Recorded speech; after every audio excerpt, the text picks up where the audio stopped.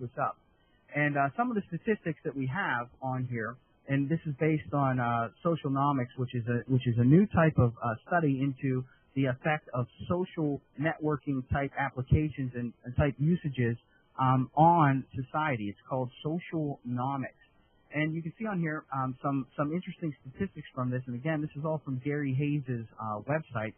Social media, 2 million iPads sold in the first 2 months. I actually just had an interesting conversation with a publisher, and they were debating upon whether or not this iPad thing was going to take off.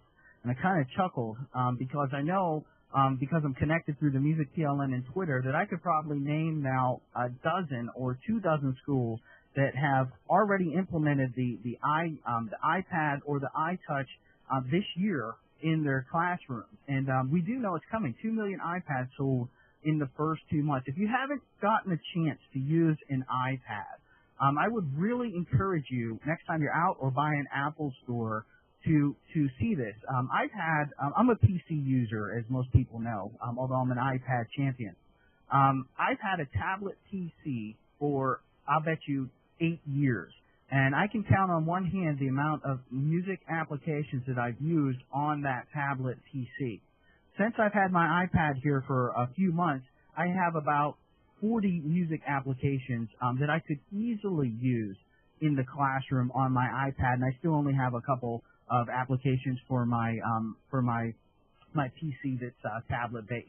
It's a game changer. I very much foresee this type of technology, or the Android technology, when it comes out, being issued to almost every student here in a number of years, just because you can personalize the education of these students so much by this. It's a little bit scary, but I can tell you I have high hopes for what we do with it, and hopefully we do it right as we go. Some social information on here. LinkedIn. If you're not familiar with what LinkedIn is, I encourage you to check it out. It's at linkedin.com.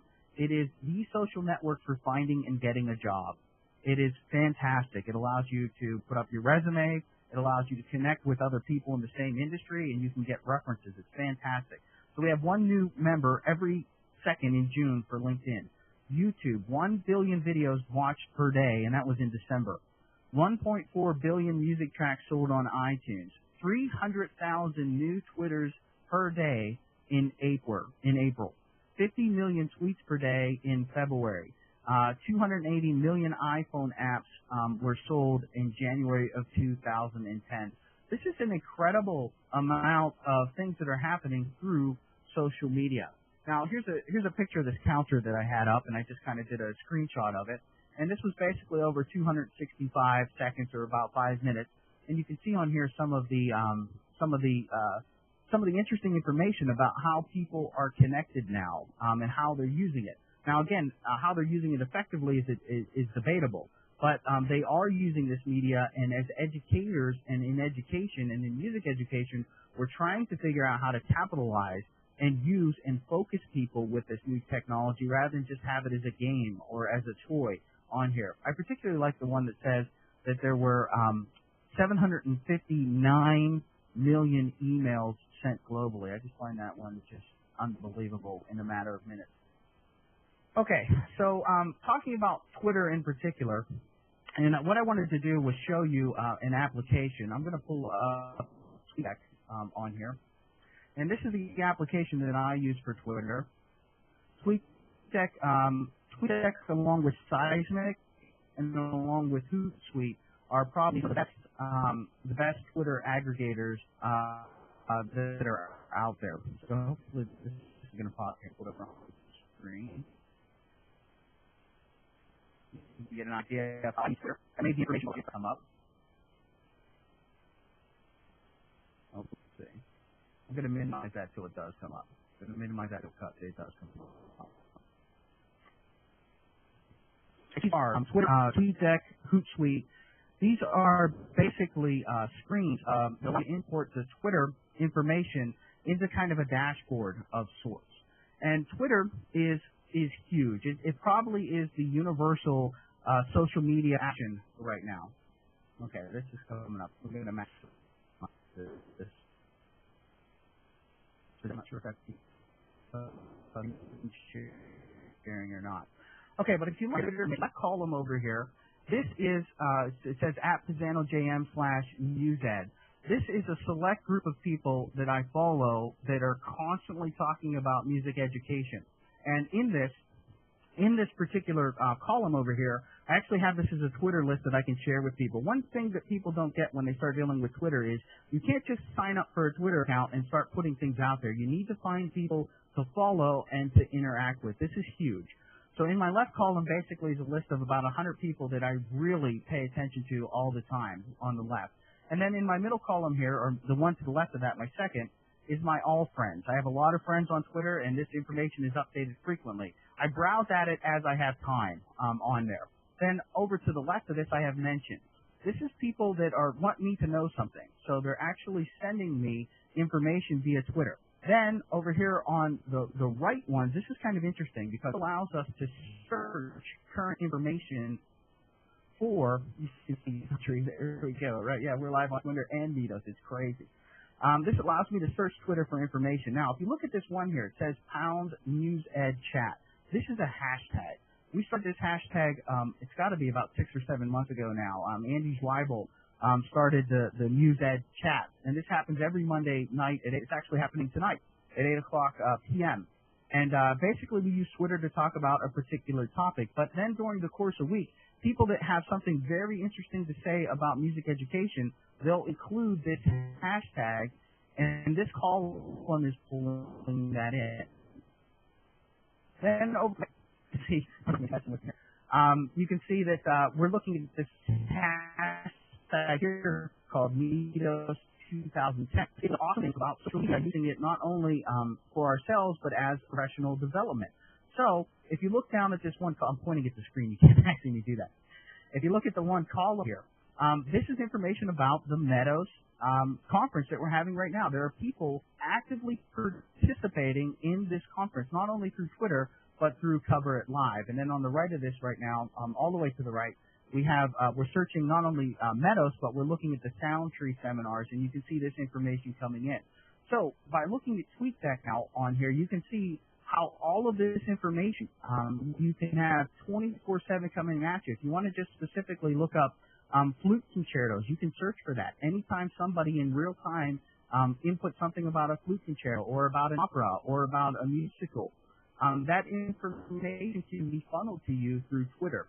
News agencies looking for the most latest up-to-date information about some type of news use Twitter to get it out there. So it is a very, very cool and useful social medium, especially when we start to, as a group, use it that way. And the best way for us to use that right now with Twitter is through hashtags and through integrating lists of people to follow that actually are talking about that particular subject. I'm going to minimize this right now. Okay, so a couple uses of Twitter. Well, the reason that it is so useful is that it's just so prevalent. I don't want to say everyone, but there are hundreds of million people that are using Twitter. The question is, are we using those effectively? Well, that's how we have to train people to be able to see it and to be able to use it, consistently, and also for the reason that we're using it. So one of its strengths is it's universal. It has huge third-party support. It has 140 characters. Well, how is that a strength? A lot of people see that as a limitation. Well, I think you can look at that two ways. When you only have 140 characters to talk about a thought, it makes you think about it. It makes you to put it down concisely and succinctly. That's also one of its weaknesses, by the way. It only has 140 characters.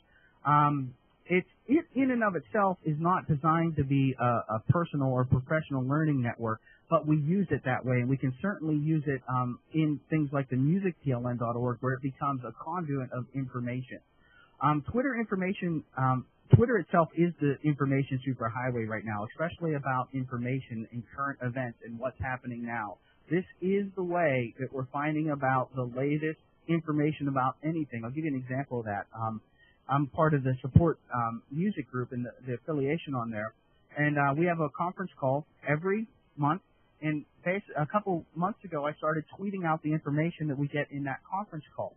And so as we're finding out information, people that are tuned into that particular hashtag or that channel are finding information out immediately. They don't have to wait for a news update. They don't have to wait for somebody to blog about it, write about it. If you're tuned into that channel, you can find out the latest information about grants, about new websites, about new ways of supporting music advocacy, and that's happening through that Twitter channel.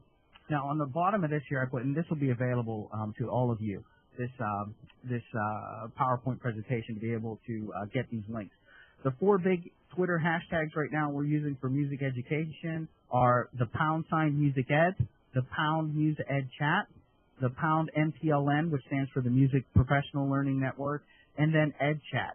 The EdChat hashtag is gigantic, and it incorporates all educators anywhere talking about education. One of the things that we're working on right now is how can we get music educators to be more channeled into the global conversations that are happening about music, And one of the ways to do that is to start paying attention to what's happening on EdChat. They have a number of conversations twice a week, just like we have the News EdChat. They have the EdChat, and instead of having hundreds and hundreds of people on that, they have thousands of people on that happen every week. One of the topics they had 3 weeks ago was about arts education, and I can tell you that music people were severely underrepresented in that particular conversation, and we want to get more people into that conversation. I also have on here, if you do decide to get onto Twitter, and I encourage you to do so, there is a number of lists out there. I have one list of people to follow. I call it the Instant Twitter Personal Learning Network. Once you follow them, you're going to have tons of update information about music education coming to you. Okay, so here are some early social-based PLN educational projects. We talked about the EdChat and the News EdChat. This happens on Twitter. There's an entire list of them. You can go to this spreadsheet, which again, you're not going to be able to copy this. You'll just have to get it when it's posted. There's, I think right now there's 200 different types of education chats that are happening right out there. And there are also a couple of guides of how to use Twitter. I have 2 at my website. Most of the folks that are doing the Cover It Live blogs right now, they also have ways to use Twitter on their websites. All right, so some Web 2.0 PLNs in the wild, I call it. Classroom 2.0, which is a Ning-based site. It has incredible information about education in general, and they also have some special interest groups about music. The Educators PLN, which is very similar to the Classroom 2.0. It has about 10,000 members right now, and they also have social interest groups about music. The Facebook PLN, I showed you one of those, Thomas West, which is the online music education group. And then the Music Education PLN at it actually should say musicpln.org. That's a misspell on there. And you can check those out. Those are some of the new ones that we're using right now. All right, 4 things. I see that we only have about 19 minutes left. I wanted to talk a little bit about 21st century music skills for students. There was a fantastic document that just came out. It's been supported by MENC entitled the 21st Century Skills for Students, and they have an arts ed component. And I was going to pull that up, but I'm just going to kind of talk through that right now. Basically, it goes through and it lists, not among all the content materials that we're teaching, are we preparing them for interaction within the 21st century? So when you start thinking, okay, what does that mean? What is interaction in the 21st century? I can't help to think, but that means about the collaborative online environments that are becoming part of every workplace, becoming part of every school district, and are rapidly becoming known to people. That, okay, we're out there, we're using these skills, this collaborative, sharing, demonstrative environment, and are our kids ready to prepare for that? The question I have as we put these out is, do our teachers have the skills? Do teachers have these skills first? And of course, I think you know the answer to that is some of them do, and some of them don't. So my advice is for those